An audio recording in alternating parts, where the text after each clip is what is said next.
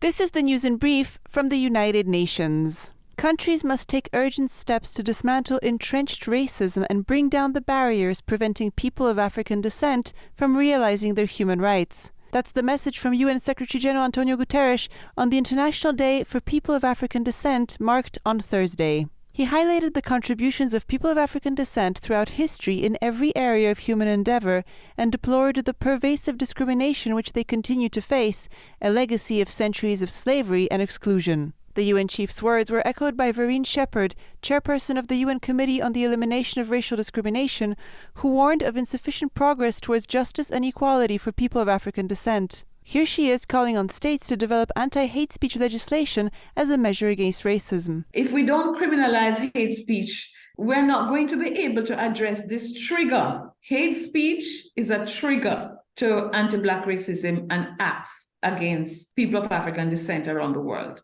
Staying with the topic of racial discrimination, UN rights experts have called on states in the global north to forego intellectual property rights on COVID-19 vaccines and treatments in the name of human rights. The UN Committee on the Elimination of Racial Discrimination, CERD, adopted a decision on Wednesday under its early warning and urgent action procedures, stating that developed countries' refusal to waive COVID-19 vaccine IP rights, such as patents and trademarks, violated non-discrimination guarantees under international human rights law.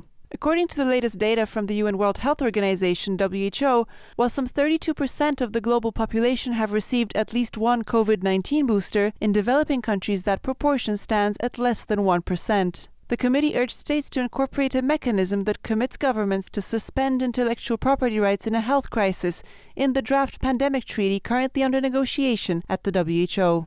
From the Everglades in Florida to the Okavango Delta in Botswana, the climate clock is ticking on iconic spots that are home to thousands of endangered species. The UN's Education, Science and Culture Agency, UNESCO, published new research on Thursday showing that sites protected under the World Heritage Convention harbor some 20% of all of the planet's biodiversity within just 1% of the Earth's surface. UNESCO warned of the urgent need to strengthen conservation measures at the sites, as global temperature increases could double the number of endangered species. The UN agency said that the 1,157 World Heritage Sites are the last line of defense against extinction and safeguard up to 1/3 of all elephants, tigers, and pandas worldwide. Given their role as vital biodiversity hotspots, the sites must be protected at all costs by the states parties of the convention, the UN agency said. UNESCO called on countries to scale up conservation measures and prioritize the sites as part of their national biodiversity strategies. The agency also said that by 2025,